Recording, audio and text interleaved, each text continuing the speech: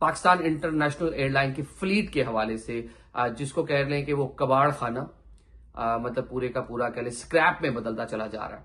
और कुछ ऐसे इंकशाफात Pakistan society of aircraft engineering की जानब से सामने आए हैं, वो सुन के आपका भी दिल दहल जाएगा। और ये उसी नौयत के इंकशाफात हैं जिस तरह एक मिनिस्टर साहब ने पार्लियामान में खड़े होकर पायलट्स की डिग्रीज के बारे से बात की थी। अब ये इंजीनियर्स क्या कह रहे हैं, ये भी सुन के आप परेशान हो जाएंगे। पूरी की पूरी क्रेडिबिलिटी जो है पाकिस्तान इंटरनेशनल एयरलाइन को स्टेक के ऊपर आ गई है इस स्टेटमेंट के बाद।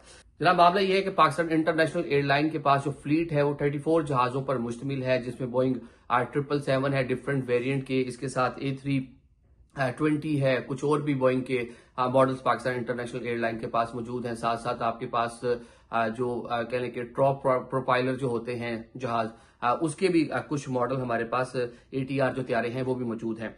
लेकिन इस टाइम जो फ्लीट है वो कम होकर 34 से सिर्फ 12 जहाजों पर आन पहुंचा है। मतलब बाकी सारे के सारे जहाज जो हैं वो ग्राउंड कर दिए गए हैं।